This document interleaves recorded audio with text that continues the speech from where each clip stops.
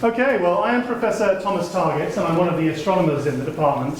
To talk about our next student and the project that he's undertaken with me over the past semester, I'd sort of like to introduce it like this, in that whenever we work with students, there's something I notice always happens. In the first meeting you have with a student, you could tell them absolutely anything, and they'll just go, yep, okay, because they don't want to seem like they don't know what they're talking about. So I could tell them up is down and left is right, and they nod. And it's when they come back to you during the next meeting that they say, hang on, perhaps up isn't down. And you're like, oh yeah, okay. And you can take them from there. So one of the ways I was going to say I don't judge, but I do. One of the ways I judge students is by how many times it takes them, how many iterations down that cycle is it, until they can start to sort of challenge me with questions that show they get to the heart of the material. And one of the things I was most proud of working with Erik this semester was how quickly he made it to that stage, how rapidly he formed an understanding of the topic and started to be able to take ownership of it himself. And that is, I think, what we're all so proud of when we see these talks, is seeing students take on that role of ownership over their work, doing it because they understand what they're doing, rather than because we tell them to do it. So with that said, I was very pleased with the work, and let's give a warm welcome to Erik.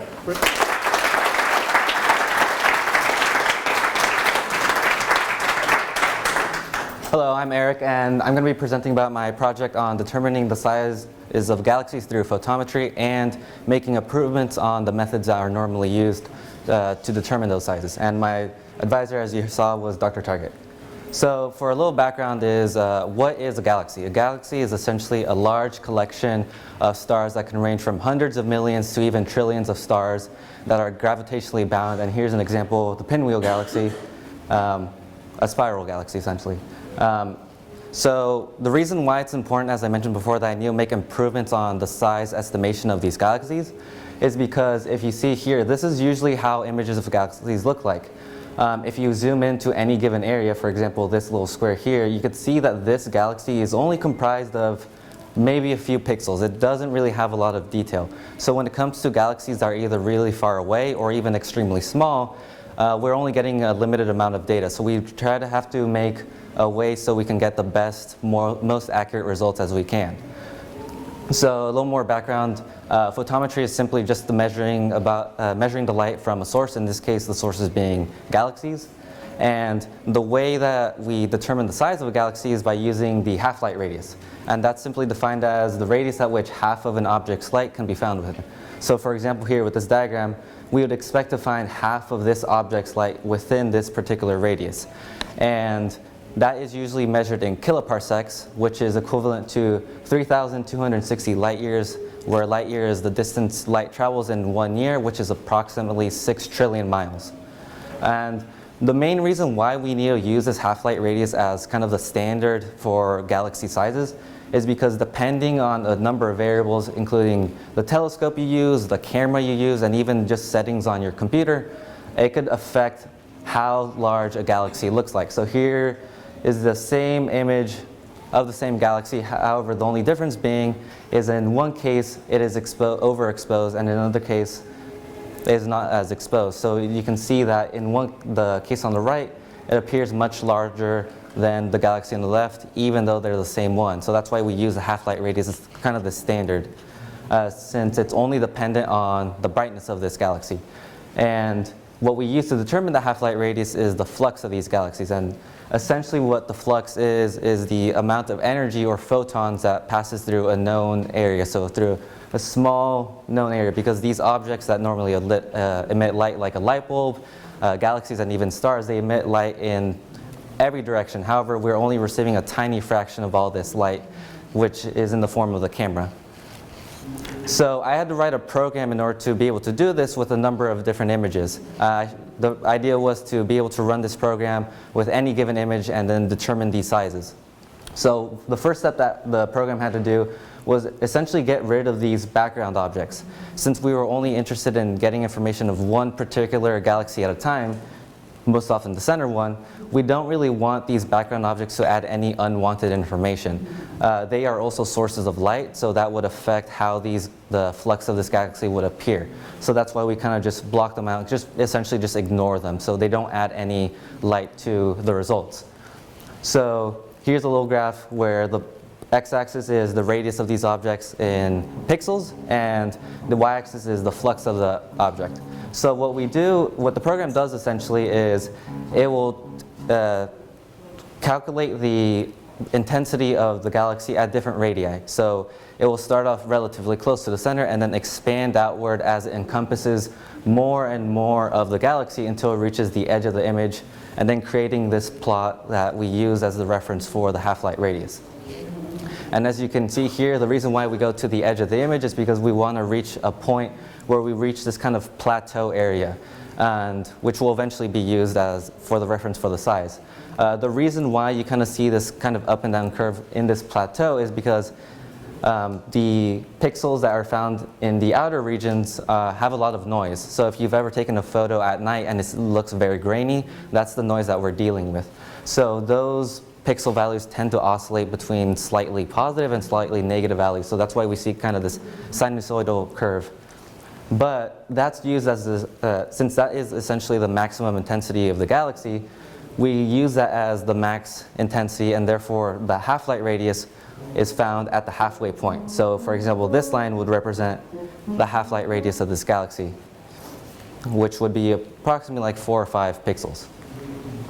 However, when it comes to this particular program, it runs into an issue that since we're dealing with pixels, pixels are just essentially just little tiny squares. But an issue with the code is it will either consider a pixel completely inside or completely outside a particular radius.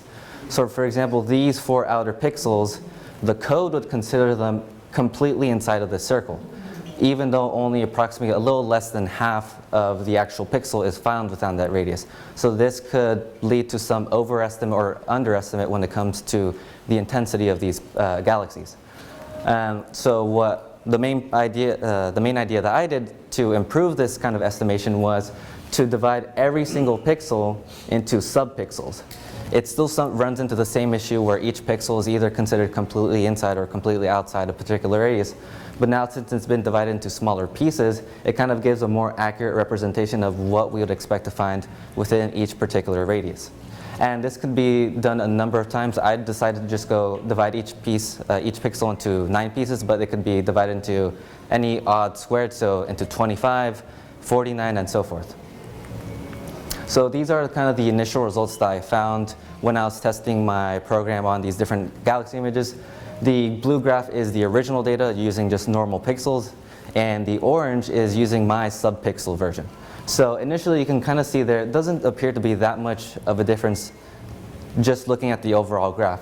However, if you zoom into this tiny little portion right here, you can see that it kind of provides a more smooth and more gradual increase in the intensity of these galaxies. And not only that, it provides us more data points to work with, because before it was limited to, as you can see in the orange and the blue line, it kind of jumps in these kind of fairly long straight lines because it was limited to either 1 pixel, 2 pixels, and so forth. But now since I subdivided them, we have a lot more reference points in between, so we can even see thirds of a pixel essentially at this point. So here's kind of a comparison of what I was talking about. These are just some of the galaxies that I used as reference for this. Before, their estimated half-light radius was kind of limited to whole numbers. For example, 5 pixels across, 3, and so forth. But now, like I mentioned, since we added those extra data points, we can get a better estimation on how large are these galaxies actually. And then this program was run on 63 different galaxy images. And once we collected all this data, I converted the pixel sizes into actual physical sizes, where the kiloparsecs comes into. So after I ran this data on those 63 images, I created this mass versus size plot of these galaxies. So the x-axis is the log of the mass, and the y-axis is the size in kiloparsecs. So once again, the orange is the subpixel version, the blue is the original normal pixel data. And as you can see, both still show generally the same idea, this same general distribution. But one odd thing that occurs with this data is you can kind of see there's these gaps in between the different data sets. That could be just by chance, but it does kind of show that by subdividing these pixels, we can kind of provide a more uniform distribution of these values. So then what I did was I took the average of all these values at different increments. to show kind of a general trend line. And this is actually what we expected to find. The galaxies I was dealing with were actually compact galaxies. So what we would expect to see is with an increase in their mass, we'd expect their size to actually decrease. So both of these graphs show essentially the same idea. There's very little difference in their graphs, but they show the same concept either way. And also kind of as a reference, most of these galaxies are kind of in the 3 to 4 kiloparsec range. So if you compare that to our galaxy, the Milky Way galaxy, this is an artist's concept of the Milky Way galaxy, which is approximately 100,000 light years across. The galaxies I was working with were relatively on this scale, so about 25,000 light years across. So kind of the size of the center bulge of the Milky Way galaxy, essentially. So with the work that I did, the initial data that I showed was that by providing these kind of extra data points in between these pixels, we can get a better estimate on the sizes of these galaxies. However, it should be noted that even though it did provide a more accurate description on the sizes, the original version with the regular pixels did still show the general idea of what was going on with these galaxies. So even though it wasn't perfect, it still was good enough where it showed the general idea of what was going on. And what would be best to do with this is use this program on significantly more images, because I was limited to about 63 images, as I mentioned. But if we were able to use this on many more images, we could probably eventually get a better comparison of, okay, how significant is the difference between the subpixel work that I did and kind of the original data that just uses regular old pixels. And that's my presentation. Thank you very much.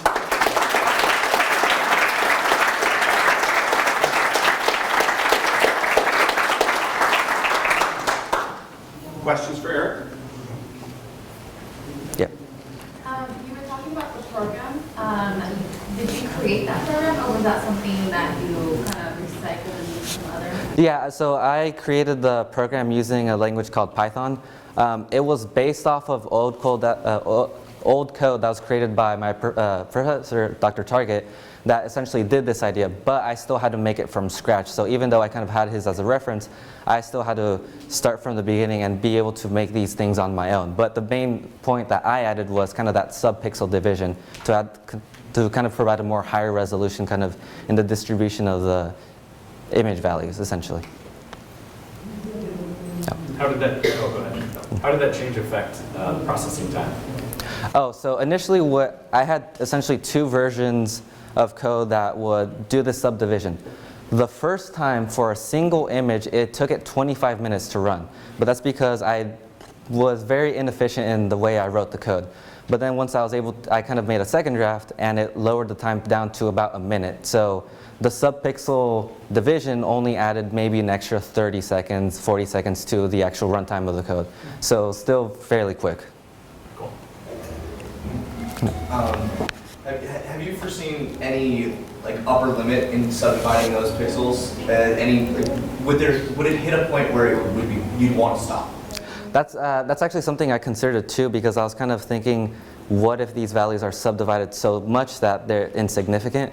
But one thing I noticed was that when I was using the Python code to kind of create this, it still gave me a value at a very small number. So it would go to 10 to the negative 9th power, and it would still have a value for that. So I think you could probably divide them a good amount. And I assume you'd want to, right? Yeah. You'd want to go as far as you can with that. Yeah, I just decided to go with dividing them into 9 pieces, just kind of like a quick kind of show to see how quickly these things improve. Let's thank our